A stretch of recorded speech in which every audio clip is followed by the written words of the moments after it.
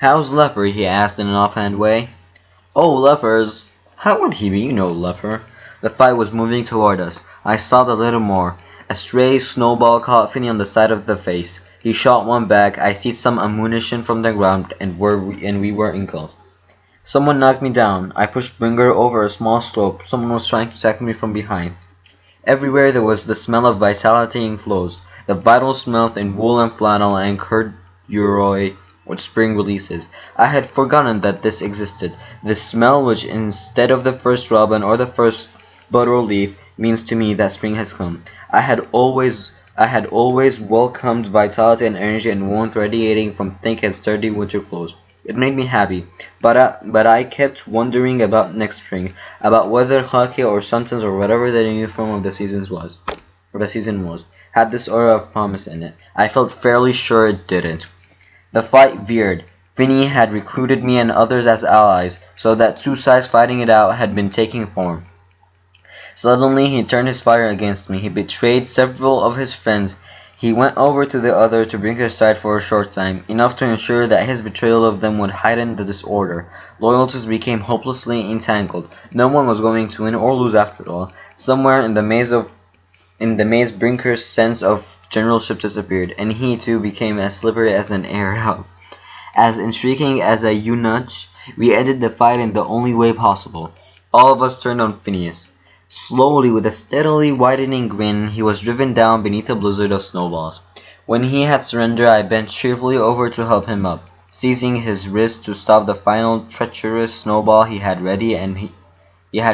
remarked, "Well, I guess that takes care of the Hitler Youth outing for one day." All of us laughed. On the way back to the gym he said, "That was a good fight. I thought it was pretty funny, didn't you?" Hours later it occurred to me to ask him, "Do you think you ought to get into fights like that? After all, there's your leg." Stample said something about not falling again, but I'm very careful. "Chris, don't break it again." "No, of course I won't break it again. Isn't the bone supposed to be stronger when it grows together over a place where it's been broken once?" "Yes, I think it is." "I think so too. In fact, I think I can feel it getting stronger." "You think you can? Can you feel it?" "Yes, I think so." "Thank God." "What?" I said, "That's good." "Yes, I guess it is. I guess that's good, all right." After dinner that night, Brinker came to our room to pay us one of his formal calls. Our room had by this time of year the exhausted look of a place where two people had lived too long without taking any interest in their surroundings. Our cots at either end of the room were swayed back beneath their pink and brown cotton spreads. The walls, which were much farther off white than normal, expressed two forgotten interests. Vinny had Scotch-taped newspaper pictures of the Roosevelt Churchill meeting above his cot. "They are the two most important of the old men," he had explained, "getting together to make up what to tell us next about the war." Over my cot I had long ago taped pictures which together amounted to a barefaced lie about my background, whippingly romantic views of plantations, mansions, moss-hung trees by moonlight, lazy roads winding dustily past the cabins of the negroes. When asked about them, I had acquired an accent appropriate to a town 3 states south of my own, and I had transmitted the impression, without actually stating it, that this was the old family place. But by now I no longer needed this vivid, false identity. Now I was acquiring, I felt, a sense of my own real authority and worth.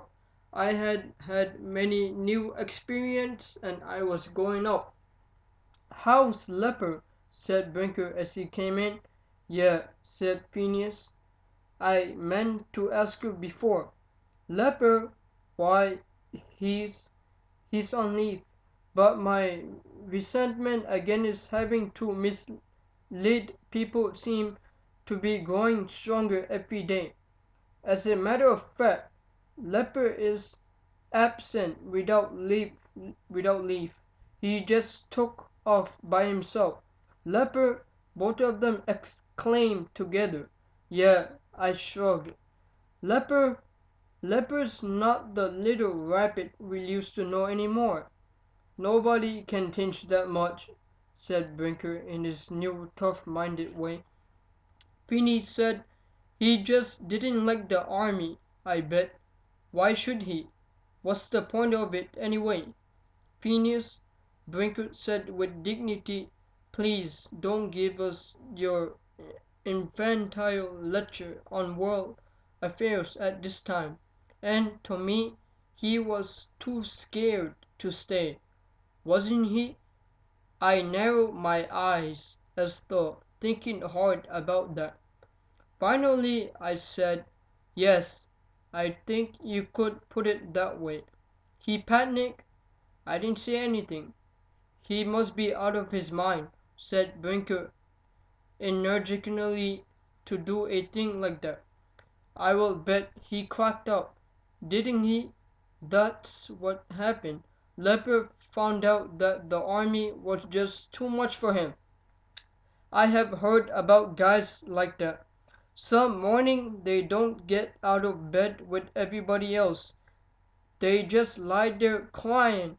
I will bet something like that happened to Leper. He looked at me. Didn't it? Yes, it did. Brinker had closed with such energy, almost enthusiasm, on the truth that I gave it to him without many misgivings.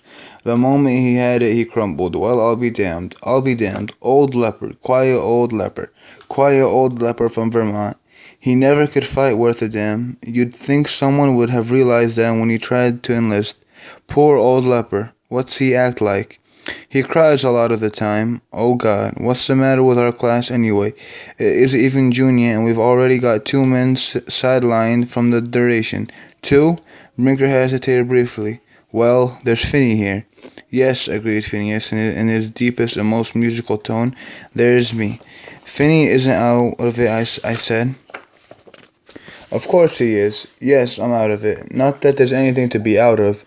I wondered if my face matched the heartlessness of my voice. Just this dizzy war, this fake, this thing with the old men making. I couldn't help watching Phineas as I spoke, and so I ran out of the momentum. I waited for him to take it up to unravel once again his tale of plotting statesmen and deluded public, his great joke, his private toehold on the world. He was sitting on his coat, elbows on knees, looking down. He brought his wide-set eyes up. His grind flashed and faded, and then he muttered, "Sure, there isn't any war." It was one of the few ironic remarks Phineas ever made, and with it he quickly brought to a close all his special inventions which had carried us through the winter. Now the facts were re-established and gone, were the fantasies such as the Olympic Games from A.D. 1944 closed before they were ever been opened. Yeah. Still recording, man. No. Look, just stop. There was little left at Devon anymore which had not been recruited for the war. A few stray activities and dreamy people not caught up in it were being systematically quarreled by Brinker, and every day in the chapel there was some announcement about qualifying for V-12, an officer training program the Navy had set up in many colleges and universities. It sounded very safe, almost like peacetime, almost like just going normally on to college. It was also very popular. Groups the size of LST crews joined it. Almost everyone who could qualify, except for a few who wanted to fly, and so chose an Army Air Force, or something called V-5 instead. There were also a special few with energetic fathers who were expecting appointments to Annapolis or West Point or the Coast Guard Academy, or even this alternative had been unexpectedly stumbled on, the Merchant Marine Academy. Devon was by tradition choice the most civilian of schools, and there was certain strained hospitality in the way both faculty and students worked to get along with leather-leaf recruiting officers who kept appearing on campus. There was no latent snobbery in us. We didn't find any in them. It was only that we could feel deep and sincere difference between us and them, a difference which everyone struggled with awkward fortitude to bridge. It was as though Athens and Sparta were trying to establish not just a truce but an alliance, though we were not civilized as Athens and they were not brave as Sparta. Neither were we. There was no rush in getting into the fighting. No one seemed to feel the need to get into the infantry, and only a few were talking about the Marines. The thing to be was careful and self-preserving. It was going to be a long war.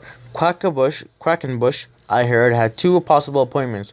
The military academy was carefully preparing position in V12 and dentistry school to fall back on if necessary. I myself took no action. I didn't feel free to. I didn't know why this was so. Brinker, in his accelerating chance for absolute to relative virtue, came up with plan after plan, each more insulted from the fight than the last. But I did nothing. One morning, after a naval officer had turned many heads in Chapel with an address on convoy duty, Brinker put his hand on the back of my neck in the vestibule outside and steered me into a room used for piano practice near the entrance. It was soundproofed, and he swung the vault-like door closed behind us. You've been putting off enlisting in something for only one reason. You know that, don't you? No, I don't know that. Well, I know, and I'll tell you what it is. It's Finney. You pity him. Pity him? Yes, pity him. And if you don't watch out, Yes, pity him. And if you don't watch out, he's going to start pitying himself. Nobody ever mentions his leg to him except me. Keep that up and he'll be sloppy with self-pity any day now. What's everybody beating around the bush for? He's crippled and that's that. He's got to accept it, and unless we start acting perfectly natural about it, even kid him about it once in a while, he never will. You're so wrong, and I can't even hear you. You're so wrong. Well, I'm not going to do it anyway. No, you're not. The hell I'm not. I don't have to have your approval, do I? I'm his roommate, and I'm his best friend. Underline this. And you were there when it happened, I know, and I don't give a damn. And don't forget, He looked at me sharply. you've got a little personal stake in this. What I mean is it wouldn't do you any harm, you know, if everything about Finney's accident was cleared up and forgotten. I felt my face grimacing in the way Finney's did when he was really irritated. What do you mean by that? I don't know. He shrugged and chuckled in his best manner. Nobody knows. Then the charm disappeared and he added, Unless you know. and his mouth closed in straight, expressionless style, and that was the only thing that was said. I had no idea what Brinker might say or do.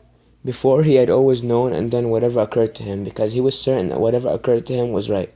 Mr. Green, underline this. Done. In the world of the Golden Fleece Debating Society and the Underprivileged Local Children's Subcommittee of the Good Samaritan Confraternity, this had created no problems. But I was afraid of that simple executive directness now. I walked back from chapel and found Finney in our dormitory, blocking the staircase until the others who wanted to go up sang, "A mighty fortress is our God," under his direction. No one who was tone-deaf ever loved music so much. I think his shortcoming increased his appreciation. He loved it all indiscriminately. Beethoven, the latest love, ditty, jazz, a hymn, it was all profoundly musical to Phineas. Our helper, he, amid the floods, wafted out the comment in the tempo of a football march, of mortal ills prevailing. Everything was all right, said Finney at the end. Phrasing, rhythm, all that, but I'm not sure about your pitch. Half a tone off, I would estimate offhand. We went on to our room. I sat down at the translation of Caesar I was doing for him. Since he had to pass Latin at last this year or fail to graduate, I thought I was doing a pretty good job at it. Is anything exciting happening now? This part is pretty interesting, I said. If I understand it right, about a surprise attack. Read me that. Well, let's see. It begins, when Caesar noticed that the enemy was remaining for several days at the camp, fortified by a swamp and by the nature of the terrain, he sent a letter to Trombonus instructing him isn't actually in the text, but it's understood. You know about that. Sure, go on. Instructing him to come as quickly as possible by long forced marches to him. This him refers to Caesar, of course. Finney looked at me with glazed interest and said, Of course. Interesting him to come as quickly as possible by long forced marches to him with 3 legions. He himself, Caesar that is, sent cavalry to withstand any sudden attacks of the enemy. Now when the Gauls learned what was going on, they scattered a selected band of foot soldiers in ambushes, who, overtaking our horsemen after the leader, Verdicus, had been killed, followed our disorderly men up to camp. I have a feeling that's what Mr. Horn is going to call a muddy translation. What's it mean? Caesar isn't doing so well. But he won it in the end. Sure, if you mean the whole campaign, I broke off. He won it if you really think there was a Gallic war.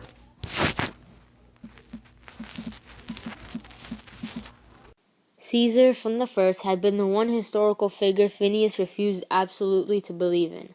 Lost 2,000 years in the past, master of a dead language and a dead empire, then bane and bore of schoolboys, Caesar he believed to be more of a tyrant at Devon than he'd ever been in Rome. Phineas felt a personal and sincere grudge against Caesar, and he was outraged most by his conviction that Caesar and Rome and Latin had never been alive at all. If you really think there ever was a Caesar, I said. Finney got up from the cot, picking up his cane as an afterthought. He looked oddly at me, his face set to burst out laughing, I thought. Naturally, I don't believe books and I don't believe teachers. He came across a few paces. But I do believe it's important after all for me to believe you. Christ, I've got to believe you at least. I know you better than anybody. I waited without saying anything. And you told me about Leper, that he's gone crazy. That's the word, we might as well admit it. Leper's gone crazy. When I heard that about Leper, then I knew that the war was real. This war and all the wars. If a war can drive somebody crazy, then it's real, all right. Oh, I guess I always knew, but I didn't have to admit it. He perched his foot small cast with metal bar across the bottom to walk on, next to where I was sitting on the cot. To tell you the truth, I wasn't too completely sure about you when you told me how Leper was. Of course I believed you, he added hurriedly, but you're the nervous type, you know, and I thought maybe your imagination got a little inflamed up there in Vermont. I thought he might not be quite as mixed up as you made out. Finney's face tried to prepare me for what came next. Then I saw him myself. I turned incredulously. You saw Leper? I saw him here this morning, after chapel. He was, well, there's nothing inflamed about my imagination, and I saw Leper hiding in the shrubbery next to the chapel. I slipped out the side door the way I always do, to miss the rush, and I saw Leper, and he must have seen me. He didn't say a damn word. He looked at me like I was a gorilla or something, and then he ducked into Mr. Carhart's office. He must be crazy, I said automatically, and then my eyes involuntarily met Finney's. We both broke into sudden laughter. We can't do a damn thing about it, he said ruefully. I don't want to see him, I muttered. Then, trying to be more responsible, who else knows he's here? No one, I would think. There's nothing for us to do. Maybe Carhart or Dr. Stanpole can do something.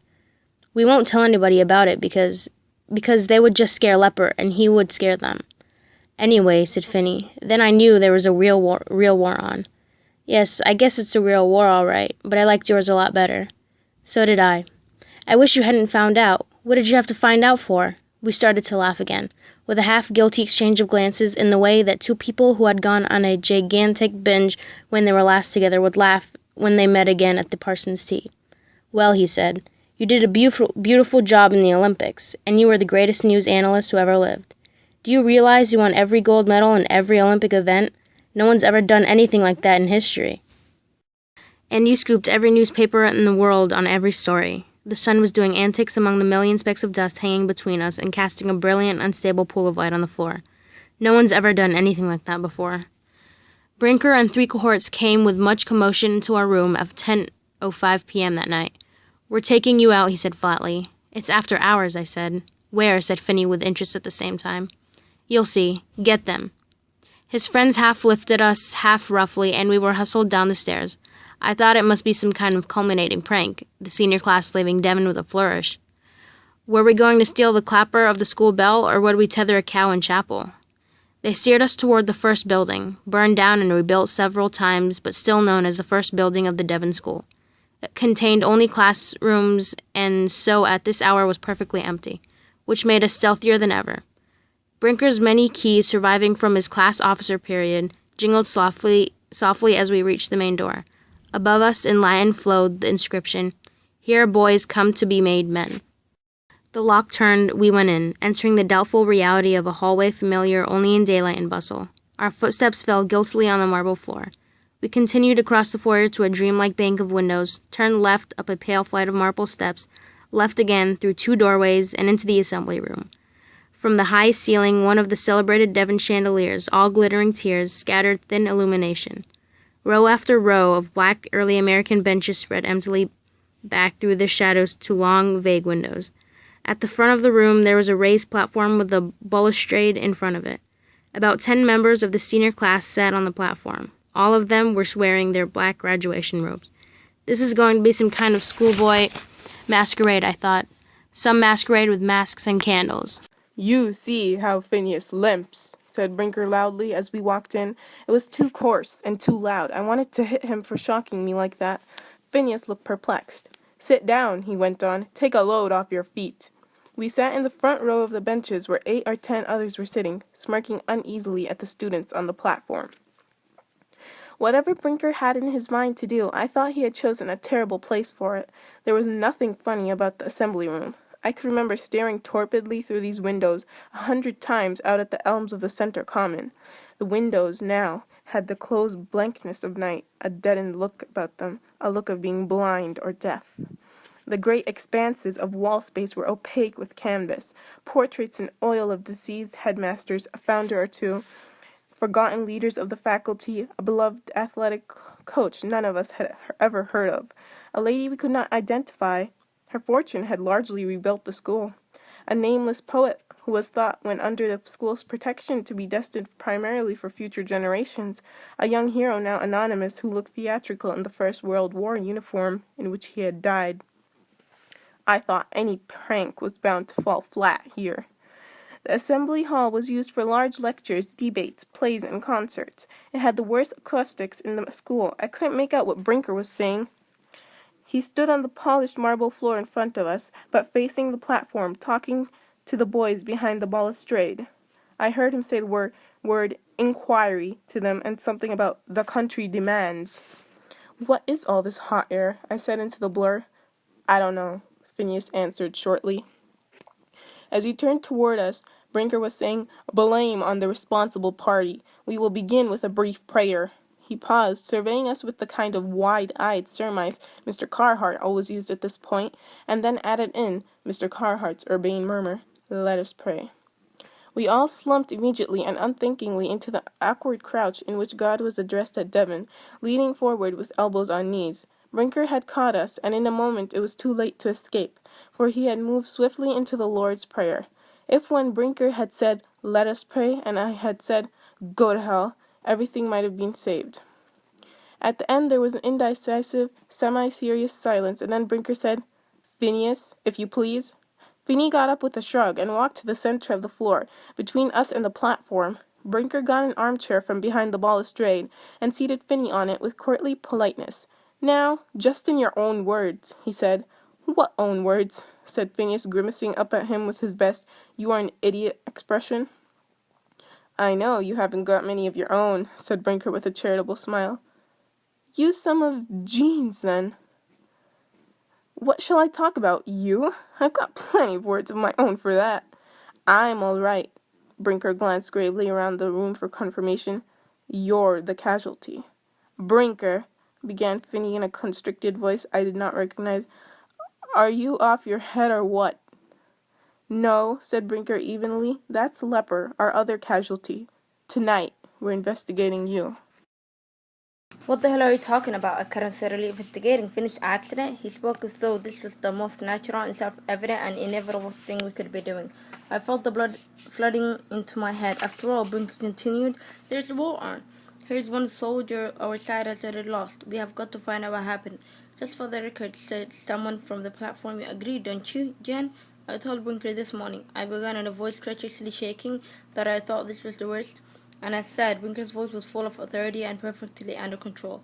That for Finn is good. And with an additional timbre of sincerity and for your own good too.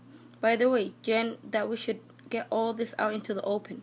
We don't want any mysterious or any stray rumors and suspicions left in the air at the end of the year, do we? A collective assent to this rumbled through the blurring atmosphere of the assembly room. What are you talking about? Finn's voice was full of contemptuous music. What rumors and suspicious? Never mind about that, said Brinker with his face responsibly grave. He's enjoying this. I thought bitterly he's imagining himself justice incarnate, balancing the scales. He has forgotten that justice incarnate is not only balancing the scales but also blindfolded. Why did you just tell us in your own words what happened? Brinker continued. Just rumors, if you want to think of it that way. We're not trying to make you feel bad. Just tell us. You know we wouldn't ask you if you don't have a good reason. Good reasons. There's nothing to tell. Nothing to tell? Brinker looked pointedly at the small cast around Finney's lower leg and the cane he held between his knees. Well then, I fell out of the tree. Why? Said someone on the platform. The acoustics were so bad and the light so dim that I could barely tell who was speaking, except for Finney and Brinker, who were isolated on the wide strip of marble floor between us in the seats and the others on the platform. Why? Repeated Phineas. Because I took a wrong turn. A wrong step. Did you lose your balance? Continued the voice. Yes, echoed Finney grimly. I lost my balance. You had better balance than anyone in the school. Thanks a lot. I didn't say it for a compliment. Well then, no thanks. Have you ever thought that you didn't just fall out of that tree?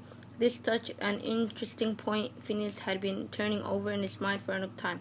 I could tell that because the obstinate competitive look left his face as his mind became engaged for the first time. It's very funny, he said, but ever since then I have had a feeling that the tree did it by itself. It's an impression I've had, almost as though the tree shook me out by itself. The acoustics in the assembly room were so poor that silence there had a heavy hum of their own. Someone else was in the tree, isn't that so?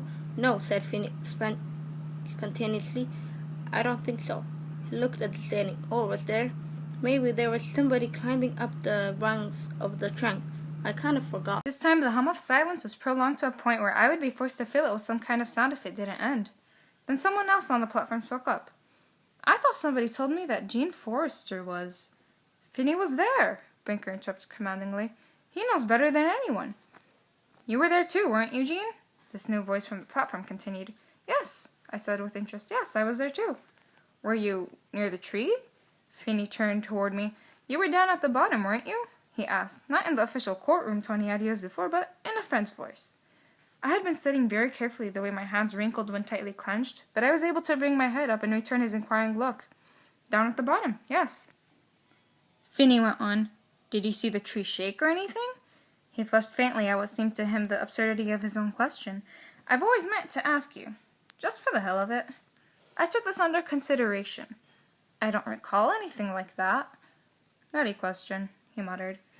I thought you were in the tree, the platform voice cut in. Well, of course, Finney said with an exasperated chuckle. Of course I was in the tree.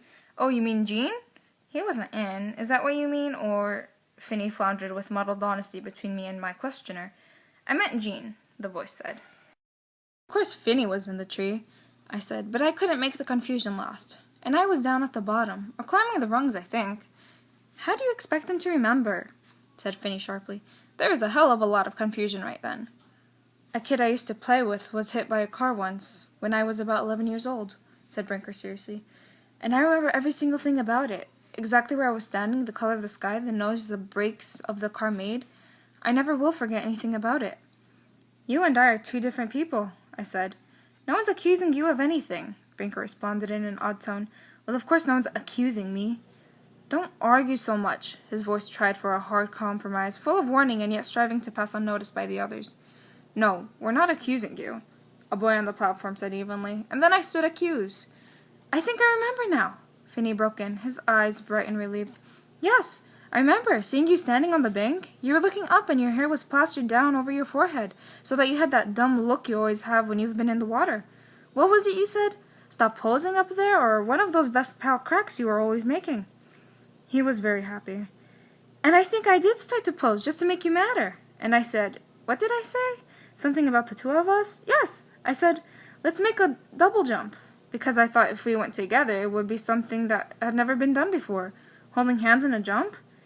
Then it was though someone suddenly slapped him. No, that was on the ground when I said that to you. I said that to you on the ground, and then the two of us started to climb. He broke off. The two of you, the boy on the platform went on harshly for him, started to climb up the tree together? Was that it? And he's just said he was on the ground? Or on the rungs, I burst out. I said I might have been on the rungs. Who else was there? Said Brinker quietly. Leper Lepellier was there, wasn't he? Yes, someone said. Leper was there. Leper always was the exact type when it came to details, continued Brinker. He could have told us where everybody was standing, what everybody was wearing, the whole conversation that day, and what the temperature was. He could have cleared the whole thing up. Too bad. No one said anything. Phineas had been sitting motionless, leaning slightly forward, not far from the position in which we prayed at Devon. After a long time, he turned and reluctantly looked at me. I did not return his look, or move, or speak. Then at last Finney straightened from this prayerful position slowly, as though it was painful for him. Leper's here, he said in a voice so quiet, and with such quiet, unconscious dignity, that he was suddenly, terrifyingly strange to me. I saw him go into Dr. Carhart's office this morning. Here, go get him, said Brinker immediately to the two boys who had come with us. He must be in Carhart's rooms if he hasn't gone back home. I kept quiet. To myself, however, I made a number of swift, automatic calculations. That Leper was no threat. No one would ever believe Leper. Leper was deranged. He was not of sound mind, and if people couldn't make out their own wills when not in sound mind, certainly they couldn't testify in something like this. The two boys left, and the atmosphere immediately cleared. Action had been taken, so the whole issue was dropped for now. Someone began making fun of Captain Marvel, the head of the football team, saying how girlish he looked in his graduation gown. Captain Marvel minced for us in his size 12 shoes, the sides of his gown swaying drunkenly back and forth from his big hips. Someone wound himself in the folds of the red velvet curtain and peered out from it like an exotic spy. Someone made a long speech listing every infraction of the rules we were committing that night. Someone else made a speech showing how by carefully planning we could break all the others before dawn. But although the acoustics in the assembly hall were poor, those outside the room were admirable. All the talk and horseplay ended within a few seconds of the instant when the first person, that is myself, heard the footsteps returning along the marble stairway and corridors toward us. I knew with absolute certainty moments before they came in that there were 3 sets of footsteps coming. Leper entered ahead of the other two. He looked unusually well. His face was glowing, his eyes were bright, his manner was all energy. Yes, he said in a clear voice, resonant even in this room. What can I do for you? He made this confident remark almost but not quite to Phineas, who was still sitting alone in the middle of the room. Finney muttered something which was too indecisive for Leper, who turned with a cleanly energetic gesture towards Brinker. Brinker began talking to him in the elaborately casual manner of someone being watched. Gradually the noise in the room, which had revived when the 3 of them came in, subsided again. Brinker managed it. He never raised his voice, but instead he let the noise surrounding it gradually sink so that his voice emerged in the ensuing silence without any emphasis on his part. So that you were standing next to the riverbank, watching Phineas climb the tree, he was saying, and had waited, I knew, until the silence to say, Sure, right there by the trunk of the tree. I was looking up. It was almost sunset, and I remember the way the sun was shining in my eyes. So you couldn't, I began before I could stop myself. There was a short pause during which every ear and no eyes were directed toward me, and then Brinker went on. And what did you see? Could you see anything with the sun in your eyes? Oh, sure, said Leper in his new confident, false voice. I just shaded my eyes a little. Like this, he demonstrated how a hand shades the eyes. and then I could see. I could see both of them clearly enough because the sun was blazing all around them. A certain sing-song sincerity was developing in his voice, as though he was trying to hold the interest of young children. And the rays of the sun were shooting past them, millions of rays shooting past them like golden machine gun fire. He paused to let us consider the profoundly revealing exactness of this phrase. That's what it was like, if you want to know. The two of them looked as black as death, standing up there with this fire burning all around them. Everybody could hear, couldn't they? The derangement in his voice. Everybody must be able to see how false his confidence was. Any fool could see that. But whatever I said would be a self-indictment. Others would have to fight for me. Up there where? Said Brinker brusquely. Where were the two of them standing up there? On the limb. Lepers, annoyed this obvious tone, would discount what he said in their minds. They would know that he had never been like this before, that he had changed and was not responsible. Who was where on the limb? Was one of them ahead of the other? Well, of course. Who was ahead? Leper smiled waggishly. I couldn't see that. There were just two shapes, and with that fire shooting past them, they looked as black as... You've already told us that. You couldn't see who was ahead? No, naturally I couldn't. But you could see how they were standing. Where were they exactly? One of them was next to the trunk, holding the trunk of the tree. I'll never forget that because the tree was a huge black shape too, and his hand touching the black trunk anchored him, if you see what I mean, to something solid in all the bright fire they were standing in up there, and the other one was a little farther out on the limb. Then what happened? Then they both moved. How did they move? They moved. Now Leper was smiling, a charming and slightly arched smile, like a child who knew he was going to say something clever. They moved like an engine.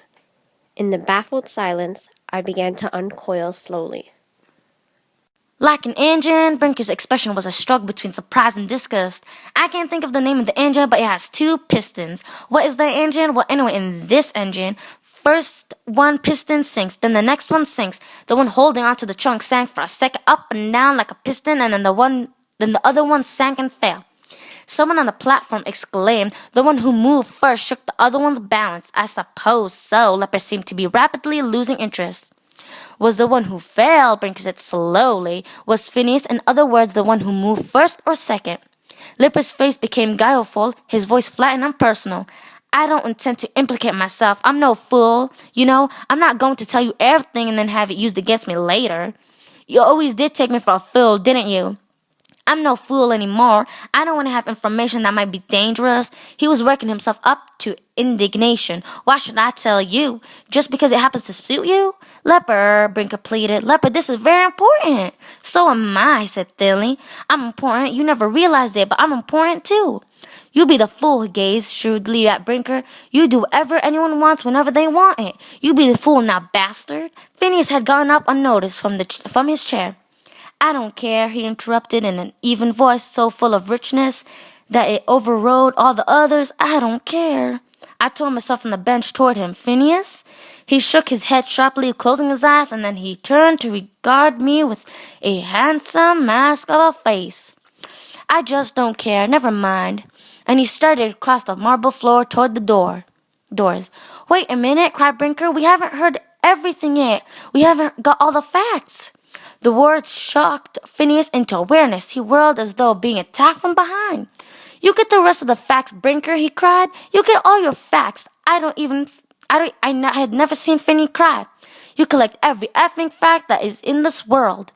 He plunged out the doors, the excellent exterior, acoustic record, his rushing steps, and his quick rapping of his cane along the corridor.